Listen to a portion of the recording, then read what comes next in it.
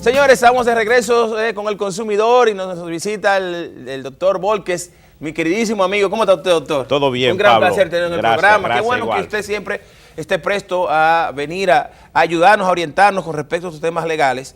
Y en el caso de hoy, el tema de hoy es un tema que a mí, en lo personal, me apasiona mucho, porque le comentaba fuera del aire, la semana pasada presentábamos una información que salió en la página del Ministerio de Salud Pública, donde reportaba que 355 niños en las primeras 8 semanas del año murieron, y de que esos 355, el 70 y pico por ciento, 77% de ellos fueron por situaciones que pudieron haberse evitado.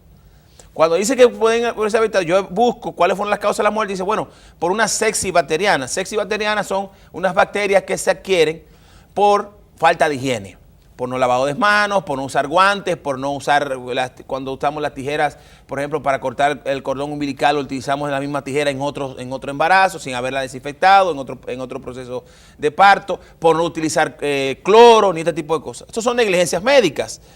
Pero también hablaba en el programa de casos que son muy frecuentes también, de personas que han tenido situaciones que se le han extirpado órganos, que le han hecho procedimientos estéticos que también han quedado mal por negligencia médica. Entonces yo dije, bueno, pero ¿aquí qué pasa? ¿Qué pasa en la República Dominicana con esto? Entonces, legalmente, ¿qué puede hacer el ciudadano, el consumidor? ¿Qué puede hacer ante una situación? Porque a un doctor se le puede pasar una situación tal vez que no fue por causa de negligencia, pero cuando es por negligencia, estamos hablando de otra cosa. Entonces quisiera, doctor, que usted nos orientara qué podemos hacer y cómo determinamos que fue una negligencia médica o que fue una situación que se dan, ¿no?, con los procesos así quirúrgicos. Mira, Pablo, la población está tomando mucha conciencia sobre lo que existe hoy, sobre las negligencias médicas, que son muchas. En los casos estéticos, eso ya ustedes se imaginan cómo está eso. Sí. Pero el asunto de la negligencia médica es un asunto particular, personal, es un asunto que le incumbe a una persona, porque recuérdese el nombre, negligencia, la persona no tuvo la intención de cometer ese hecho o de realizar esa acción. Sí. Entonces, cuando se trata de negligencia médica, es un asunto que cada quien debe de una manera individual, de una manera particular, quejarse, iniciar una demanda, porque el Código Civil le establece que todo hecho del hombre que causa un daño a otro está en la obligación de repararlo. Sí. Entonces, si hay una negligencia médica, el consumidor, la persona, el cliente, el paciente, puede y tiene acciones, y se están viendo casos donde los pacientes están ganando en los tribunales por una negligencia médica, de casos donde una persona fue a operarse y un médico abrió en el lugar donde no tenía que ver nada, con la operación. Por vía de consecuencia, ese paciente puede demandar a ese médico, a ese hospital y a la clínica siempre. ¿Qué dice el código con respecto a eso? ¿De qué forma estamos amparados los ciudadanos? Una demanda en daños y perjuicios. Una demanda en daños y perjuicios, y se va a determinar entonces, posteriormente de que hubo negligencia médica, se va a hacer una autopsia si la persona falleció, o el INACI va a proceder a hacer un examen, un experticio, y por vía de consecuencia se va a determinar las causas, porque no siempre hay negligencia médica, sí. Pero en los casos que se determinan que sí hubo negligencia médica, por ejemplo, una persona que van a operar de un asunto estético, el médico está en la obligación de exigirle, y hace 3 días que salió una sentencia del Tribunal Constitucional que establece que un médico, cuando va a operar a una persona, tiene que hacerle todos los análisis necesarios para ver de qué sufre la persona antes de someterlo a un procedimiento médico, porque se conocen de casos de que van a operar a una persona y ni siquiera le hacen todos los análisis de rigor para hacerle o realizar esa operación.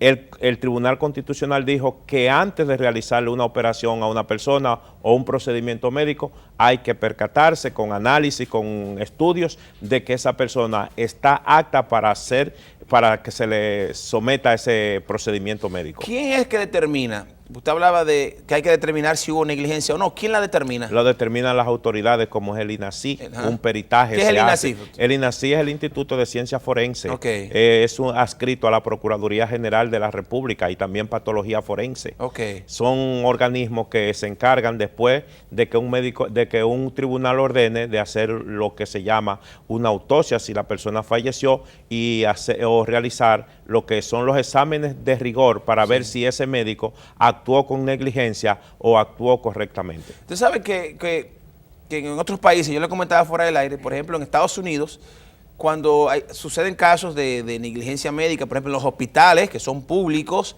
y que entonces el paciente o la persona afectada demanda a la ciudad, al Estado, vamos a decir, por esto. Yo le preguntaba si aquí eso se aplica. Eso aquí no se aplica, porque eso es en el sistema anglosajón, donde en el sistema anglosajón la ciudad tiene personalidad jurídica directamente independiente del Estado. Aquí no, aquí para demandar, tiene que demandar, si es en una clínica, tiene que demandar al médico que actuó y a la clínica, que es el organismo que le sirvió de base y es donde ese médico pertenece. Si ese es un hospital, entonces uno demanda al médico y demanda al hospital. Pero cuando demandamos al hospital estamos perdiendo tiempo porque el hospital no tiene personalidad jurídica. Lo que quiere decir es que no tiene personalidad jurídica, que no es un ente de derechos y obligaciones, sino que aún consiga una sentencia, no va a ir con ella para ningún sitio porque hay instituciones del Estado que son inembargables, como son esas que presentan lo que se llama un asunto social, como es el asunto de la medicina. Si condenaran a alguien que tiene que pagar es al médico en el asunto público. Es igualito que en las escuelas. Uno no puede demandar en la escuela ni demandar al ministerio, porque si te condenaran no puede embargar, no puede llevarte las cosas que son del ministerio porque son asuntos sociales. Social, no, porque no es que son públicas, porque hay instituciones del Estado que sí pueden ser embargadas porque tienen personalidad propia, son entes de derechos y obligaciones. Pero aquí no se puede embargar un ayuntamiento. No se puede embargar salud pública porque al embargar salud pública entonces está paralizando un asunto que es un asunto social. Doctor, entonces esa parte de esta madre que le entregan a su hijo muerto, por ejemplo, de estos casos que de verdad eso me llegó muy profundo porque pensando, ¿no?, en ese dolor que tiene esa madre, ese padre, esa familia por la pérdida de tan esperado niño o niña, y que muere por un tema de que, por una negligencia, por una sepsis bacteriana, ¿no?, por una bacteria que consiguió en el hospital o en la clínica. ¿Qué debe hacer en ese momento? Ella debe buscar un abogado, asesorarse con un abogado y proceder a demandar en daños y perjuicios. Si fuera una operación, entonces puede ir a la fiscalía y querellarse normalmente aunque no hubo una intención, pero se ha cometido un hecho que hay que repararlo, que hay que reponerlo. Esa parte que usted, disculpe que le interrumpa, ahí que no hubo una intención, porque entendemos que fue una situación no voluntaria, pero obviamente se pudo haber evitado. Sí, se pudo haber evitado, porque pero no hubo intención de cometer ese hecho. Pero ¿cómo definimos la línea entre aquello que es negligencia? Bueno, te hablaba del INASIF, pero o sea, tiene que ser un estudio muy profundo para entender que, bueno, no, lo que pasa es que hubo una complicación no necesariamente por nada externo, sino por el mismo paciente, o a decir, no, hubo una complicación por un mal manejo del doctor. Sí, Pablo, lo que pasa es que cuando hablamos que si hay intención fue que yo me preparé para cometer ese hecho. No, ya ese es otra cosa. Yo me preparé para cometer ese hecho, por eso es por negligencia médica o mala práctica médica, porque aunque se cometió el hecho, ese hecho no está tipificado que la persona tenía la intención de cometer ese hecho. Por eso es que es un crimen excusable. Excusable quiere decir como una persona que mata a otro en un accidente de tránsito. Es el mismito caso y son la aplicación del mismo artículo del Código Civil, hecho de una persona que cometió un hecho que no tenía la intención de cometerlo. ¿Y qué sucede entonces? Esa madre, ese padre, esa familia va y busca un abogado y hace una denuncia. Sí, hace una demanda en daños y perjuicios. Hace una demanda en daños y perjuicios. Lo único que te digo es que si acogen la demanda en daños y perjuicios, después de los estudios que hay que hacer, que se realizan, ella lo van a reponer económicamente. Recuérdate que hay hechos que aunque paguen lo que más se paga económicamente, nunca se van a reponer, porque es un asunto de sentimientos, es un asunto de recuerdo, de un asunto que viene de adentro. Entonces ya la pena es económica. La pena es económica, la sanción es económica. Y si se prueba alguna negligencia que fue ya pactada, que fue un asunto, un convenio de operar a una mujer para un asunto estético, es posible que también por esa mala práctica médica al médico le condenen por un crimen excusable que no va a pasar de 2 años de prisión. Hay médicos presos en San Francisco, hay uno preso por una mala práctica médica. Sí. Aquí hay como 3 que están presos también por una mala práctica médica. Sí. Pero decir, solamente en el caso estético, porque usted habla mucho del de la parte estética, porque la parte estética estamos hablando de un asunto que previamente es un asunto económico, es un asunto que no es un procedimiento obligatorio, que es un asunto de que la persona, la mujer o el hombre, quieren verse más bonitos, pero que no es una operación que de ahí depende su vida. Okay. Es un asunto que se puede evitar. Okay. Y como eso está de moda, es un asunto que se puede evitar, no cuando es una operación que se hace obligatoria, sí, que hay que hacérsela porque de ahí depende la vida de la persona o depende lo que es su asunto biológico. Pero el tema de la parte económica, ¿no? Se fue demandado y al final dice, bueno, tiene que pagar X cantidad, sí, X monto.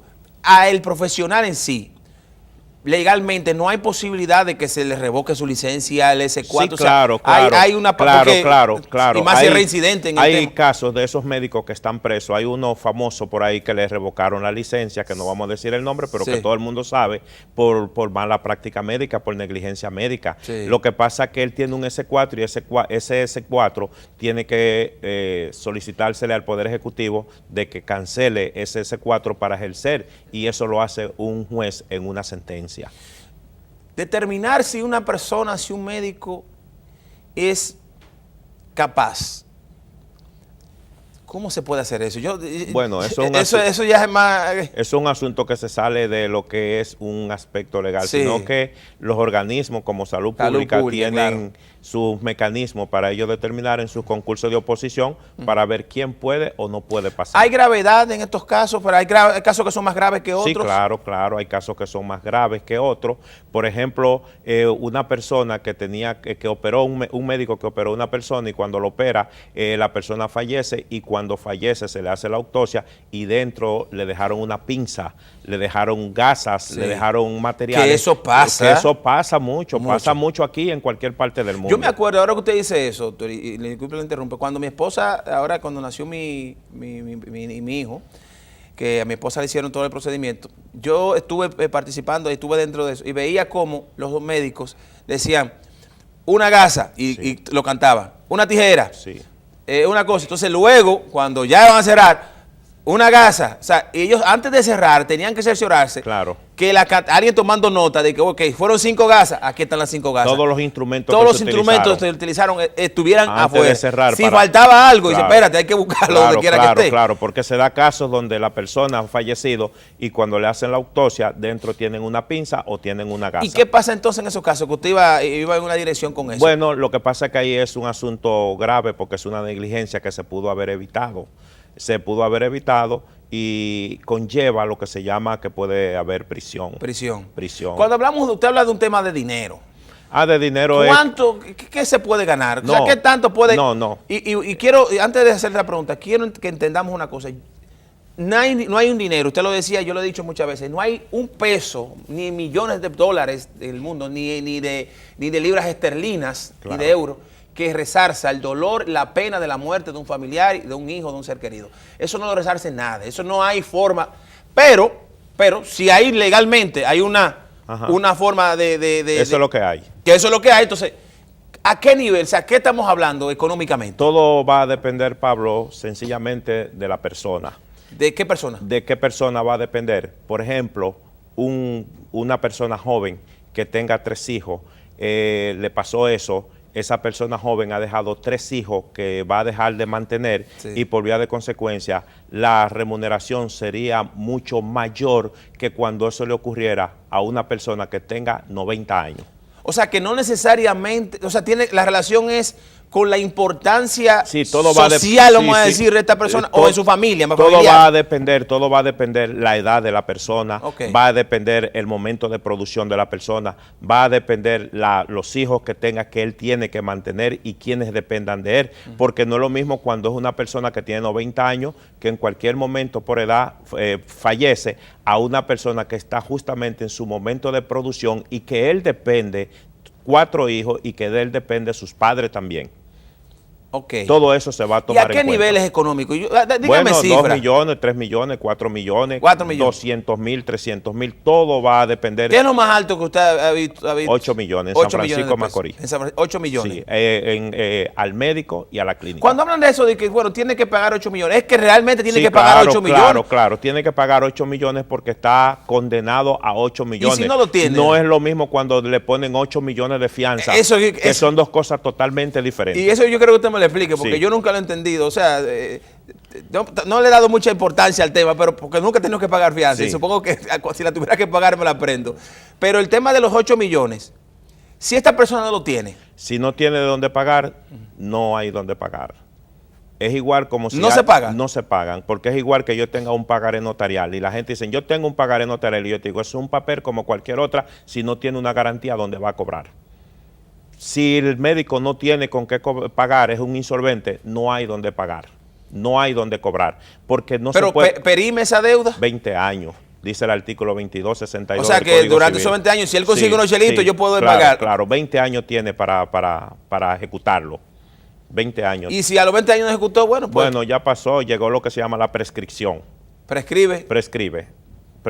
Tenemos que hacer una pausa, doctor. Cuando regresemos entonces, yo quiero que, aunque sé que estamos fuera un poquito del tema, pero me explique el tema de la fianza, de en qué consiste, pues yo veo que le ponen una fianza de 10 millones, de 20 millones, y yo, bueno, y que la persona va a tener que pagar 10 millones. Explíqueme eso cuando regresemos a la pausa.